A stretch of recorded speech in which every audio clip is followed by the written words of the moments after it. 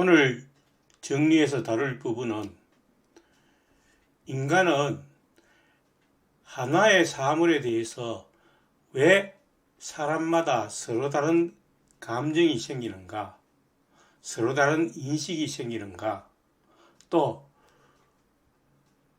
동일한 사람이라 하더라도 시간에 따라서 감정이 왜 달라지는가 하는 점을 정리 51에서 근원적으로 다루게 되겠습니다. 정리 51을 보시죠.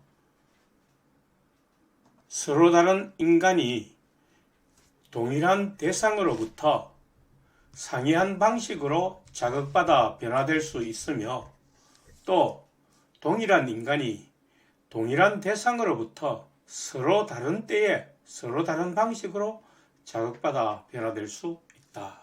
두 가지 점을 제시하죠. 사람마다 하나의 사물에 대해서 다른 방식으로 자극을 받는다는 것, 그리고 동일한 사람이라 하더라도 시간에 따라 다른 자극을 받아 감정이 서로 다르게 나타난다는 것, 이 두 가지 사실에 대해서 다루게 되겠습니다. 정령, 인간의 신체는 외부의 물체들로부터 많은 방식으로 자극받아 변화된다. 여기서 제2부 요청 3이 인용되어 있습니다. 자, 요청 3은 인간의 신체 자체가 외부의 물체들로부터 매우 많은 방식으로 자극받아 변화된다는 것인데, 그 이유를 모든 사물이 가진 특성으로부터 유도를 해내고 있습니다. 그러므로 똑같은 때에 두 사람이 상이한 방식으로 자극받아 변화될 수 있으며, 따라서 두 사람은 동일한 대상으로부터 상이한 방식으로 자극받아 변화될 수 있다. 정리 13회 뒤에, 보조정리 3회 뒤에 있는 공리 1에 의해서 라고 했는데, 거기에 보면 어떤 물체가 다른 물체에 의해 움직여지는 모든 방식은 움직여지는 물체의 본성과 움직이게 하는 물체의 본성의 합성에서 생긴다. 그러므로 동일한 물체에 의하더라도 다른 방식으로 움직여질 수 있다. 자, 여기에서는 사물의 원리를 가지고 얘기를 하고 있기 때문에, 즉 생물이나 사물이나 동일하게 원리를 제시하고 있는 것입니다. 두 사물이 서로 접촉할 때에 두 사물의 성질에 의해서 새로운 운동이 나타난다는 것입니다. 그러니까 하나의 물체는 정지해 있고 또 하나의 물체는 움직이다가 그 물체에 접촉을 했다고 가정해 봅시다. 그러면 그 정지한 물체 혹은 움직이던 물체가 두 개의 자극을 받는데 두 개의 성질이 합성이 되어서 나타나겠죠. 나무와 새가 부딪히는 거하고 나무와 구리가 부딪히는 거하고 또 나무가 돌덩어리와 부딪히는 거하고 서로 다른 자극을 받게 된다는 것입니다. 그러니까 이 자극이 두 사물의 서로 다른 운동으로 나타나게 되는데, 그것은 두 사물이 가진 고유한 특성, 다시 말하면 두 사물의 본질적인 관념에 의해서 다른 결과가 나타난다는 것입니다. 마찬가지로 사람이 외부의 사물에 대해서 우리가 어떤 자극, 어떤 접촉을 했을 때 나타나는 인간의 감정이나 인식은 사람마다 다르게 나타난다는 것입니다.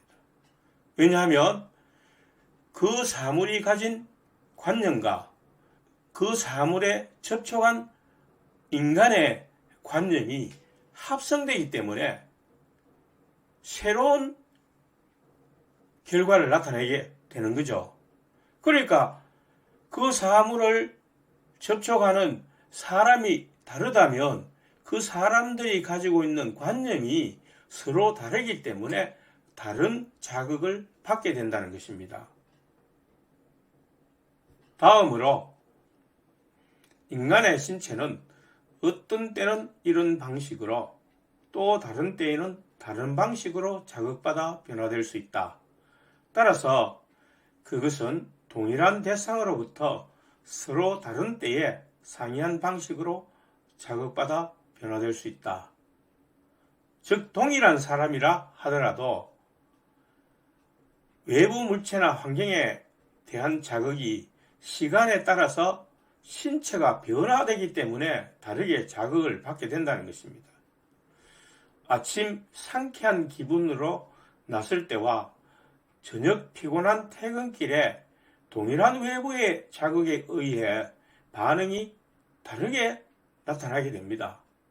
자, 이거 역시 인간이 가지는 신체의 상태가 달라지기 때문인데 우리는 이러한 변화를 흔히 마음에 따라서 다른 반응이 나타나는 것을 묘사합니다.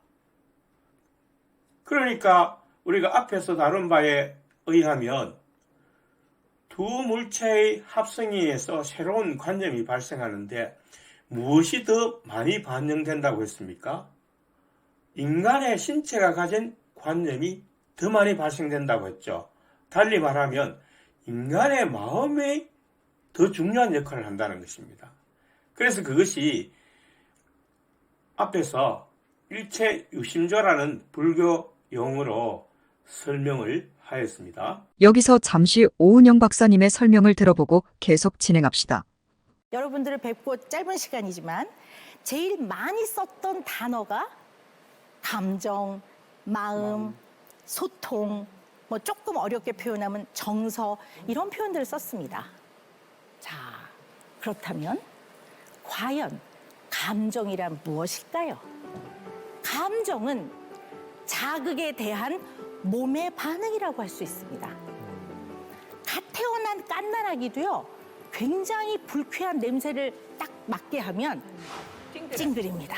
태어난 지 몇 분 안 된 아이도. 자, 우리 한번 생각을 해봅시다. 여러분이 산에 갔는데 뱀을 봤어요. 물론 뱀을 좋아하시는 분도 있습니다. 네, 있습니다. 아니 그래도 산에 가서 보면 싫지. 네, 그분들 뭐 약간 좀 이렇게 옆에 두고요. 대부분의 그렇죠. 많은 사람들은 뱀을 보면 깜짝 놀랍니다. 그리고 약간 무섭습니다. 그리고 나를 안전하게 지키기 위해, 나를 보호하기 위해서 약간 깜짝 놀라면서 어머나 이러면서 도망갑니다. 자, 이 뱀이라는 자극에 대한 나의 몸의 반응이 감정입니다. 자, 조금 더 쉬운 예를 한번 들어볼까요? 자, 어떤 아빠가 아들을 키웁니다. 초등학교 4학년이에요. 근데 아들은 너무 여리고 섬세한 아이예요. 근데 아빠는 불굴의 의지로 맨바닥에 헤딩을 하면서 성공을 한 아버지입니다. 그래서 이 아들을 보면 너무 사랑하는데 이 아들을 보면 야, 이 험난한 세상을 얘가 어떻게 살아갈까 걱정이 됩니다. 그래서 퇴근하려고 와서 아빠 왔다. 그러면 아들이 아빠 오셨어요? 다녀오셨어요? 이러길 원합니다. 그런데 이 아들은 섬세한 아이예요. 그래서 아빠가 아빠 왔다 너 뭐하니? 했을 때 다녀오셨어요? 이렇게 표현하는 아이예요. 사실 뭐 어떻습니까? 요즘 대세입니다. 부드러운 남자가. 그런데 이 아빠는 아이를 너무 사랑하기 때문에 걱정을 합니다. 싫으세요. 근데 싫은 마음 밑면에는 사실 걱정하는 게 있는 겁니다. 그 걱정이 싫은 것처럼 표현되는 거지. 사실은 얘가 이 험난한 세상을 살아갈 수 있을까? 이렇게 걱정이 되는 겁니다. 자, 그러면 이 아빠는 이렇게 말합니다. 야, 너 그래가지고는 이 험난한 세상 못 살아간다. 밖에 나가면 무림천하야. 너 이래가지고는 안 돼. 자, 똑바로 차려. 열중셔. 차려. 자, 똑바로 인사. 안녕하세요. 방울뱀 소리 한번 내야 됩니다. 그리고 나서 다시 아이한테 똑바로 인사하라고 합니다. 자, 이 아빠는 아들을 사랑했을까요? 안 사랑했을까요? 사랑하죠. 그렇죠. 아빠는 사랑하고 이 아이가 잘 되기를 바라는 선한 의도에서 시작을 합니다. 그런데 이 자극은 아이 입장에서는 싫습니다. 자극에 대한 몸의 반응이라는 감정은 출발은 두 가지에서 시작이 됩니다. 좋고 싫고. 좋은 거는 찾아가게 되고 따르게 되고 싫은 거는 피하게 됩니다. 여기서부터 시작합니다. 주석. 따라서 어떤 사람이 사랑하는 것을 다른 사람은 증오하고 어떤 사람이 두려워하는 것을 다른 사람은 두려워하지 않는 일, 또 동일한 인간이 이전에는 증오하던 것을 지금은 사랑하고 이전에 두려워하던 것을 지금 감히 행하는 일 등이 일어날 수 있다는 것을 우리는 안다. 사람에 따라서 이렇게 감정이 달라진다는 것입니다. 또 시간에 따라서 인간이 반대의 감정을 가질 수 있다는 것을 우리가 알 수 있다는 것입니다. 다음으로 각자는 무엇이 선이고 무엇이 악인지, 무엇이 좋은 것이고 무엇이 더 나쁜 것인지를 자기의 감정에 의하여 판단하므로 인간은 감정에 있어서와 마찬가지로 판단에 있어서도 다를 수 있다는 결론이 내려진다. 자, 그러니까 앞에서 외부 물체에 대해서 서로 다른 감정이 나타난다는 것을 이야기한 것은 판단이 서로 달라질 수 있다는 것을 설명하기 위한 것이라는 것을 알 수 있죠. 그 결과 우리는 사람들을 서로 비교할 때 단지 감정의 차이에 의해서만 그들을 구별하며 어떤 자를 과감하다고 다른 어떤 자를 소심하다고 판단한다. 즉, 자신의 감정에 따라서 다른 사람을 판단하게 된다. 여기서 감정이란 정신과 마음을 모두 포괄해서 나타낸 것이며 단지 오각에 의한 감각만을 의미하는 것은 아닙니다. 그러니까 동일한 외부의 물체나 환경에 대해서 왜 그렇게 사람들이 서로 다른 판단을 하고 한 사람은 그것을 선으로 보는데 한 사람은 나쁘게 보는 그런 판단이 내려지는 이유를 여기서 명확하게 설명하고 있습니다. 스피노자가. 계속 보시죠. 마지막으로 다른 사람을 다른 이름으로 부른다. 예컨대 내가 보통 두려워하는 해악을 두렵지 않게 여기는 사람을 나는 과감하다고 부를 것이다.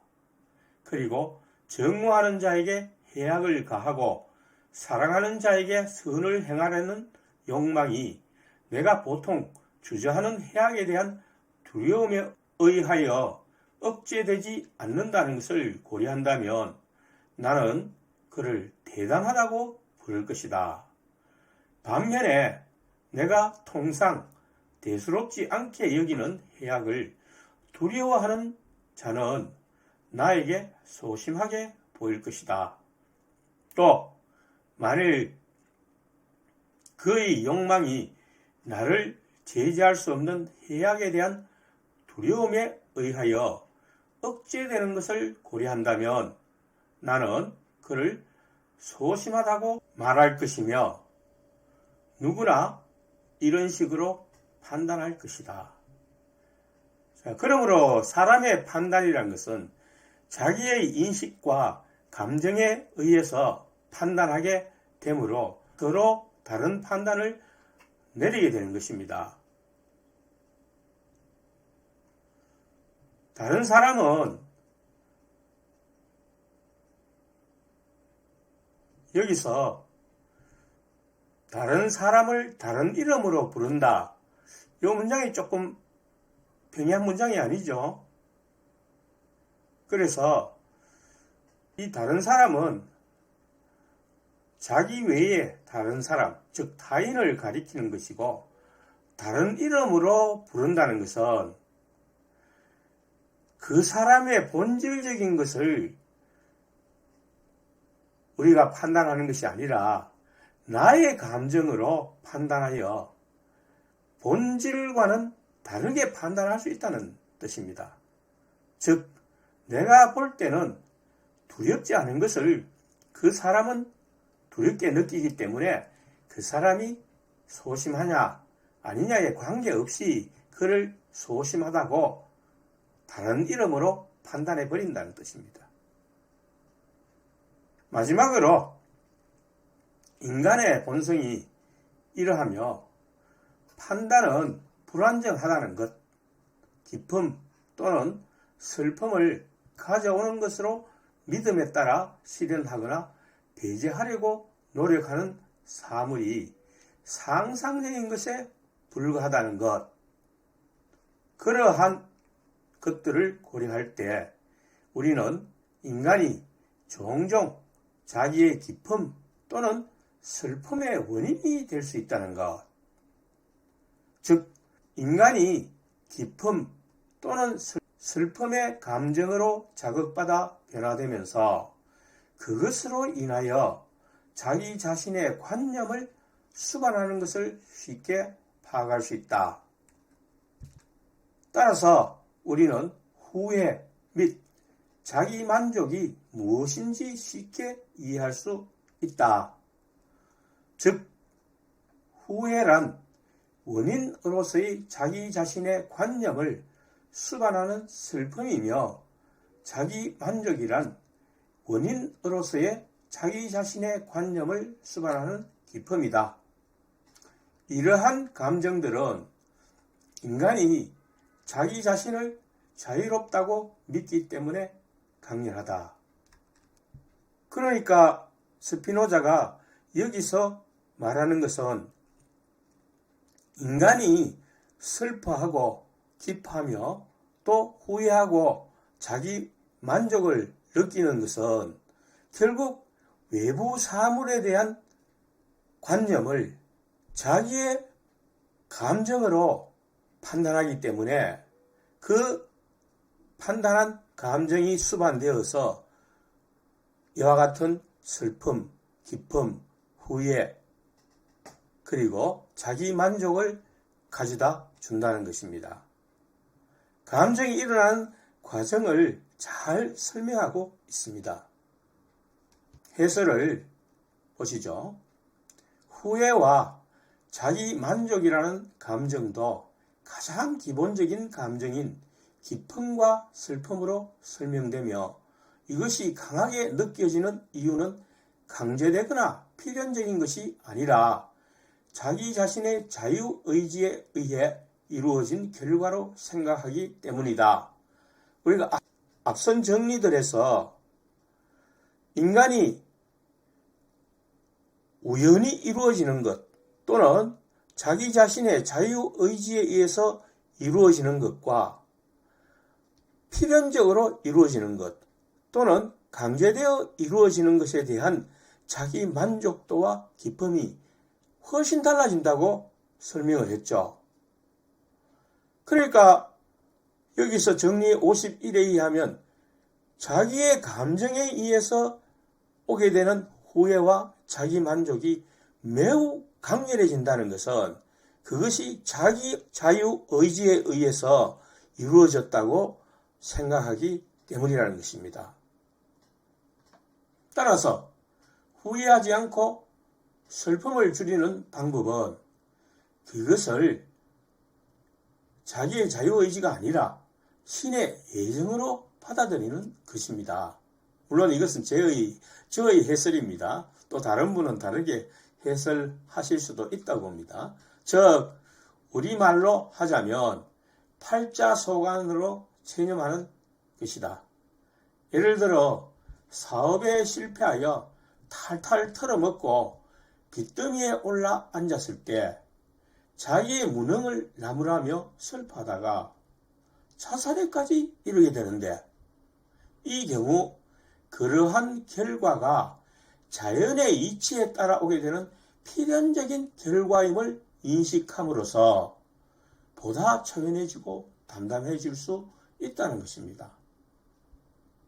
즉 우리는 그것이 자기의 자유의지로 내가 그런 것을 선택했기 때문에, 내가 그렇게 판단하고 그렇게 행동했기 때문에 이렇게 나쁜 결과가 발생했다고 하면 자기 자신이 매우 낙담하고 후회하게 되겠죠. 그래서 정신병, 심지어 우울증에 걸려서 자살에까지 이르게 된다는 것입니다. 그러한 결과를 가져오지 않기 위해서는 이 모든 것이 자연의 필연적인 법칙에 의해서 이루어졌다고 판단해버리면, 쉽게 말해서 내 팔자가 그런 것이다라고 체념해버리면 훨씬 더 그 슬픔이 감소된다는 것입니다.